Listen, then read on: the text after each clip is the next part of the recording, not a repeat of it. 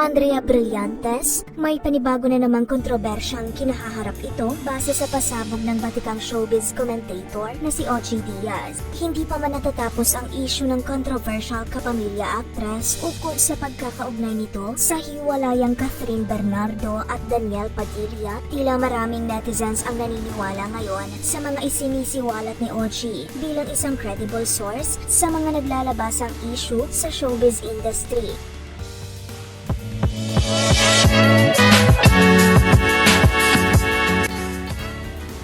Sa recent showbiz update vlog nito kasama ang apat niyang co-host, ni-reveal ni Ogie ang panibagong aktor na di umano bagong nililiyag ng young actress. Matapos mapatunayang totoo ang unang revelasyon nito kaugnay sa hiwalayang Katniel. Kaya naman ngayon claim nito na may bagong kinahuhumalingan ang aktres base sa kanyang source. Aniya, eto sariwang-sariwa. Pagkatapos nga ng mga issue kay Daniel Padilla, kay Catherine Bernardo, kay Richie Rivero, eto na si Andrea Brillantes. Ito naman ay nakarating lang sa atin. Huwag niyo akong utusang mag-verify. Sila ang hintayin nating sumagot kung gaano katotoo na itong si Andrea Brillantes ay may bagong nililiyag. Agad namang inusisa ni Mama Loy kung sino nga ba ang tinutukoy. Pagbibigay ng clue ni Ogie na magkasama umano si Andrea at ang aktor na ito sa teleseryeng pinagbibidahan niya. Kasama niya sa senior high. Pagpapatuloy ni Ogie, walang iba kundi si ito'y nakarating lang naman sa atin at itanong na rin natin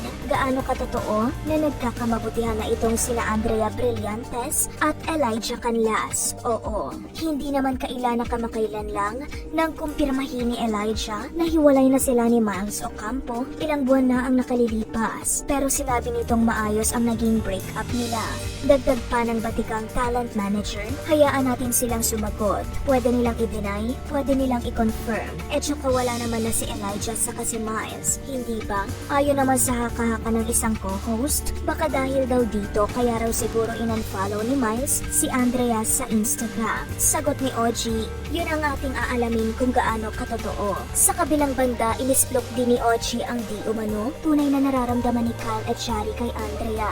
May nakarating pa sa akin na hanggang ngayon pa lang, may pag-ibig pa rin si Kyle at Shari dito kay Andrea Brillantes. Pero ayaw na raw ni Andrea. Ako nagsabi pero depende sa kanila kung ito'y aaminin nila at ide-deny nila kasi yun lang naman ang nakarating sa atin. Samantala, narito ang samot-saring reaksyon ng ilang netizen. Andrea, nilahat mo na.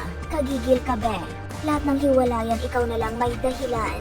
If you all are gonna bash Andrea Brillantes for cheating rumor, you better give the same energy to Daniel Padilla. I'm not even a fan. But the internalized misogyny and double standards you all are giving is so sickening.